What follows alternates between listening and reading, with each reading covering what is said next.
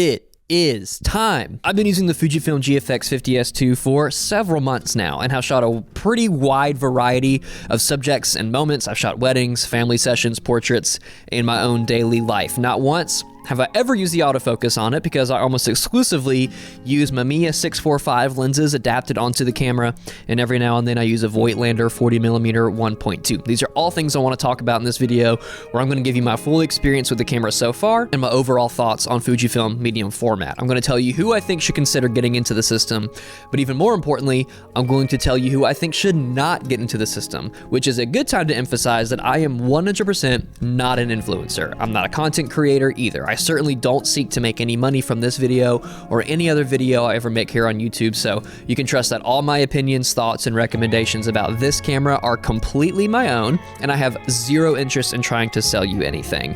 Fujifilm has no idea who I am, and they probably never will. So this will also be kind of a long video, but don't worry, you'll see a ton of my photos taken on this camera throughout. So without further ado, let's get into it. But first, my name is Walter, and I'm a career photographer and commercial filmmaker based in the southeastern United States, and on this channel, I'm all about trying to put the fun back into professional photography. So if that's something that makes you feel real thankful on this Thanksgiving week, then subscribe for more crap from me. Let's start where I personally started months ago. Like many photographers out there right now, I've been chasing the film look, whatever that means, in the digital camera space for as long as I can remember. And I'll be the first to tell you that I don't think I'm very good at emulating that look 100%, but I do think I'm getting better at it all the time. And part of that journey for me has been trying to find the best camera and lens setup to achieve this look. The first big step I made in this pursuit was getting heavily into Fujifilm cameras as a whole. I won't go in depth with all of the Fuji cameras that I've owned because I've made a few videos earlier this year chronicling that exact thing, so suffice it to say that I've tried, bought, used, and sold several Fuji cameras over the past couple years. Not because any of them were bad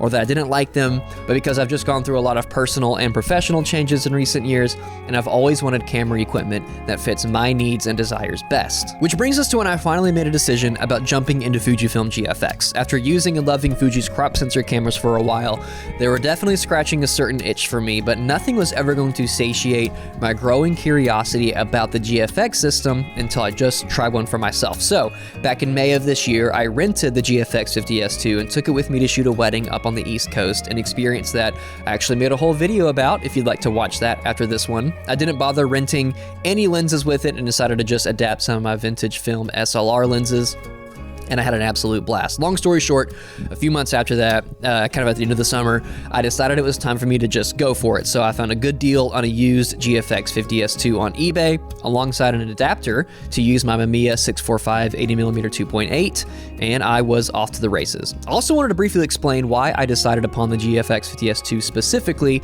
out of the whole GFX lineup. I had two requirements going into the purchasing decision, as well as two things I really did not want. I needed IBIS, and I needed the newer and better Fujifilm battery. And then I did not want big ass file sizes, nor did I want or care about good autofocus. And all of that led me to the 50S2. It's got IBIS and the newer battery, but with the smaller file sizes that come with this sensor, as opposed to the one that you get in any of the 100 megapixel GFX cameras. And I actually think the 50S2 is probably the best value in the GFX lineup right now, even though it's been discontinued. We're going to talk in a little bit about what all the camera has to offer, as well as its downsides, but I think price to performance, the 50S2 just really can't be beat right now. The 50R and the original 50S don't have IBIS, and they've got those old batteries, and the 50R prices are inflated right now because everyone wants that rangefinder design.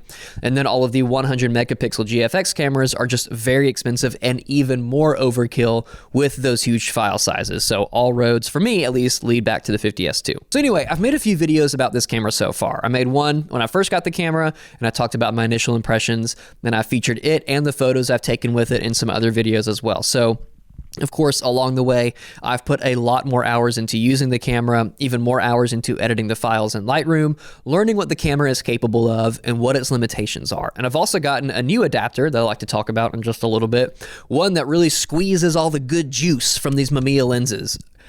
That was gross. I'm sorry. And overall, I've fallen more and more in love with this camera. So let me give you some updates from the last time I talked about the GFX 50S2. The first major update is that I'm now fully convinced that these Mamiya 645 lenses have been given an entirely new life on GFX cameras. And I can't believe that there aren't more people using this combo. I kind of had to take a leap of faith when I decided I wanted to give it a shot, because I feel like after only a couple hours of research, I had consumed all available resources online that could offer any kind of insight into Mamiya 645 lenses on GFX cameras. So I flew a little bit blind and thought that the worst that could happen would be that I learn it's not for me, or there are some other glaring issues with these lenses on this camera. But I'm very happy to report that it's certainly not the case here. There are limitations for sure. We're going to talk about those, but let me just gush a little bit first. I have the 80mm 2.8 and the 55mm 2.8 from the Mamiya 645 system. The 80 came with my actual Mamiya 645 that I got earlier this year, and then I bought the 55 as a wider option. Now, the sensor in the GFX, while bigger than full frame cameras, is still actually smaller than that of the Mamiya 645. So the 80 here was the common kit lens from the Mamiya, and it had a field of view of about 50 millimeters on that camera. The 55 millimeter would be like your 35 millimeter equivalent in full frame terms, but on the GFX, the 80 acts more like a 63, and then the 55 is more like a 44 millimeter or so. And that was how I used them for a while. The 80 was more like a portrait lens or when I needed more reach, and the 55 was my more walk around type of lens, which brings me to the second big update that I've made to this setup. From the jump, I was using the Kaipon M645 to G-mount adapter. It's just a simple tube that allowed me to mount my Mamiya 645 lenses onto the GFX. No glass elements or anything, just a piece of metal that allowed the sensor to see through these lenses. But a few weeks ago, curiosity got the better of me, and I invested into the Kaipon Bavize, I think is how it's pronounced, 0.8 converter. It's essentially the same as the simple adapter I've been using, except now there are some glass elements inside that act as a speed booster. For those unaware, and in very simple terms, a speed booster widens the field of view of whatever lens you have on it, and usually gives you an extra stop of light as well. So now that I have this speed booster, my Mamiya 645 lenses have almost the exact same field of view on my GFX camera that they have on the actual Mamiya 645. So this 82.8 is now almost a true 50 millimeter field of view on the GFX, and the 55 millimeter is more like a true 35. And I was admittedly a little reticent about investing into what is a pretty pricey adapter, but I knew that there was more in my Mamiya lenses that I just had to unlock on this camera. So let's talk about this adapter specifically real quick. This thing is not cheap. You also can't really find them on the used market because it's such a niche product. So I had to bite the bullet and pay full price for one, with the mindset of having to admit that if I try it out and I can't really tell much of a difference from the normal adapter, I would just return it. And that was a few weeks ago, and here it is still in my possession. I didn't return it. Being able to fully utilize these lenses on the GFX is incredible. I wouldn't necessarily call it a game changer, as I think that would be a little too dramatic, but simply being able to use this 80mm 2.8 as a true 50mm field of view, which is my favorite field of view, has made this whole setup very comfortable for me. Before, that 63mm field of view was just a little too tight for me to fully lean on as a versatile lens, but now that I've kind of unlocked its full potential, I'm using it way more. There's also some very cool character around the edges of the image with these lenses that you just straight up can't see with the normal adapter. It just didn't cover the full image circle in the lens. But with this speed booster, I'm getting all the Mamiya goodness on the GFX sensor, and it just feels so good. It's really helped me fall even more in love with both the camera and the lenses. I will say, since I've gotten this speed booster, I'm not really using the 55 as much anymore, as that 35mm field of view is not one I typically gravitate towards, but I'm not planning on getting rid of it anytime soon, as it's always good to have a wider lens in your bag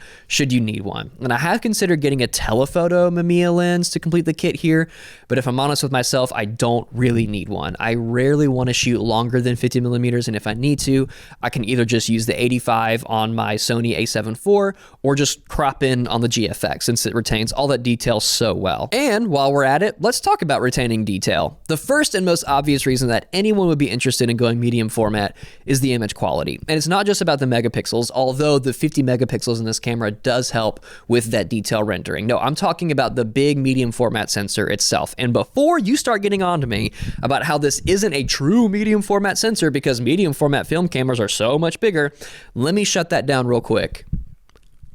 I don't care. It's bigger than full frame, and that's what we need to focus on here. Having a bigger sensor like this will inherently give you some advantages over smaller sensors, including but not limited to better low light performance, more detail captured overall, more depth in both color density and depth of field, a wider field of view with every lens you put on it, and more dynamic range. All of these things together give you a final image quality that really is something special. And I won't go into detail about every aspect I listed there, but suffice it to say that I'm always smiling whenever I'm editing photos from this camera because it's so much fun to look at how amazing the image quality is and be able to pull exposure and highlights and shadows in ways that I can't really do with any other camera I have right now. And with the Mamiya lenses specifically, I'm getting some final results that I just really can't put into words.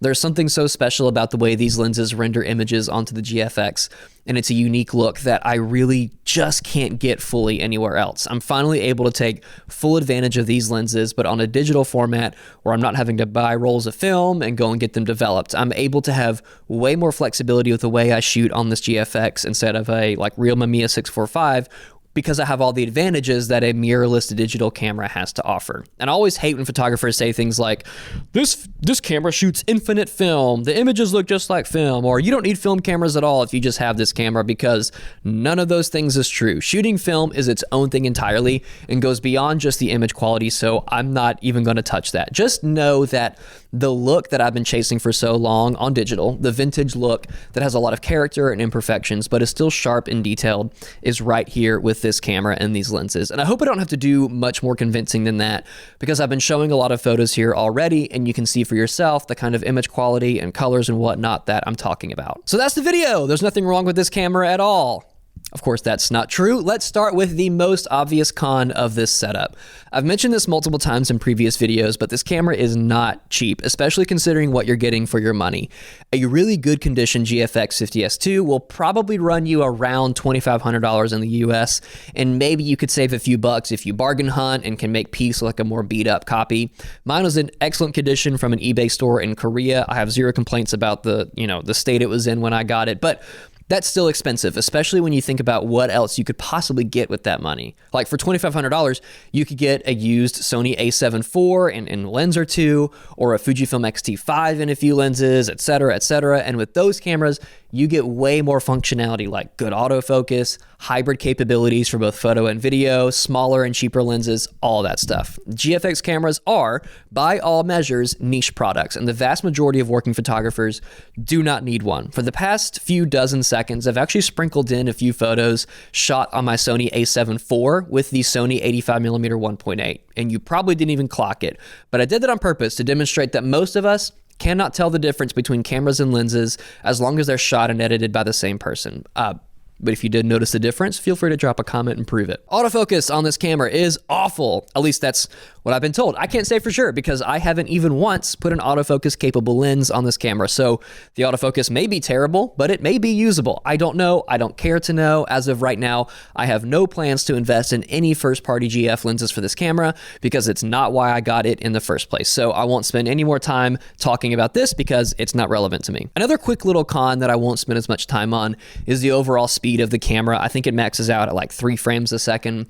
There's a considerable length of blackout time with every photo taken, blah, blah, blah. You probably already knew all this, and it's also not something that I really care to talk about at all, since I usually shoot pretty slow, and I never use burst mode at all anymore, even on my faster cameras. I use single shot every time. So the slow speed bears mentioning, I guess, but it's just not important to me. The final price you pay for such a setup here is the size and the weight. You've probably had that exact thought as you've seen some of the B-roll here, and you're looking at the camera right here, but this setup is kind of monstrous. The weight itself is not really a problem for me.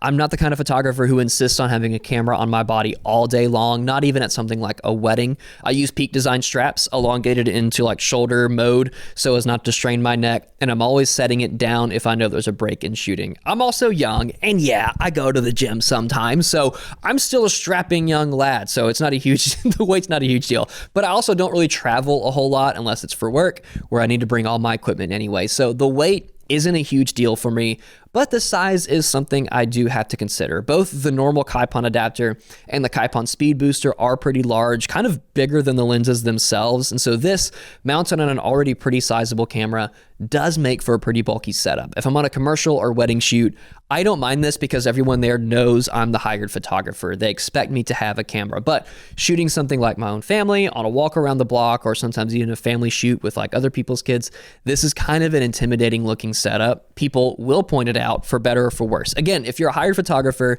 and people expect you to have a big camera, this is not a big deal. But for personal shooting, especially for like travel or street, this might be a deal breaker for you, but only you can decide that. Anyway, none of that is why you're here. It's not why I'm here. You probably already knew all these cons going into this video. You and I are here because we understand that technical specs are just what's on paper, and it's everything else about the camera, the shooting experience, and the final image quality that draws us into this conversation in the first place. Yes, not a single client or non-photographer could probably point out the difference between a medium format photo and a full frame photo, but again, that's not the point. If you're interested in a camera like the GFX 50S2 and these old vintage lenses, you're past the point of caring about pleasing anyone else. That doesn't mean you don't want to use it for paid gigs, but you also care a lot about the experience of shooting and making moves in your career and your gear choices that slightly sets you apart from the crowd, even if that crowd doesn't, can't point out the differences just by looking at it. Because that crowd is full of great photographers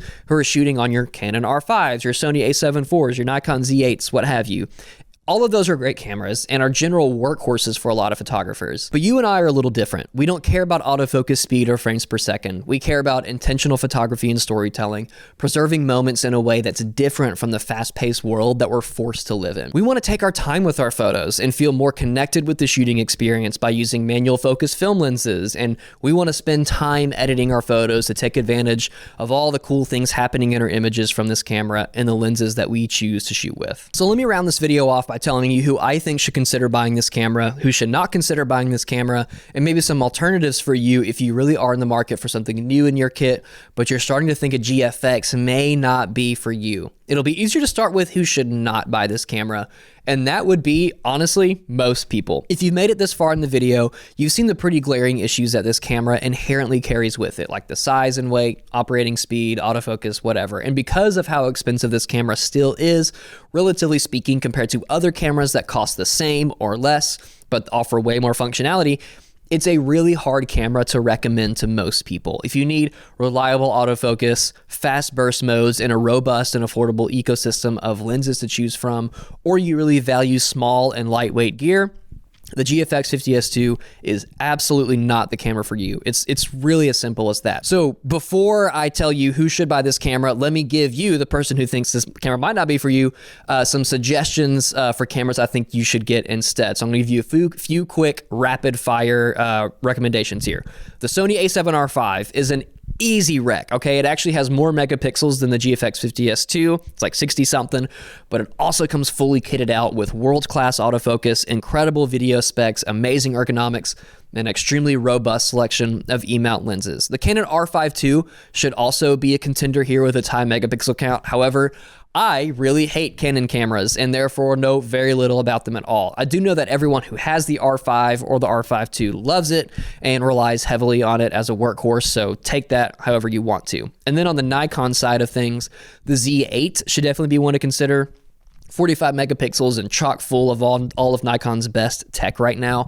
You get some amazing Nikon Z-mount lenses, but you can also very easily adapt Sony E-mount lenses as well as Canon EF lenses, which really just opens up the whole thing. And then as a dark horse contender here, and hear me out, is actually another Fuji camera. Two of them, really, the Fujifilm X-T5 and the X-H2. Both of these cameras have the exact same 40 megapixel X-Trans5 sensor, and I can tell you firsthand how great that sensor is because I used to have the X-T5. 40 megapixels is only 10 less than what you find in the GFX 50S2, but you get great autofocus, contrary to what the haters will tell you, in a much smaller and more affordable package, and still the great Fuji colors that we know and love. The only thing to consider at that point is if crop sensor cameras are for you, or if you feel like you really need full frame. My personal opinion is that you probably don't really need full frame but that's just me and a topic for another conversation. All of that being said, there's a reason the GFX 50S2 and really all of the GFX cameras are so niche. They were designed this way on purpose to serve a very particular population of photographers. So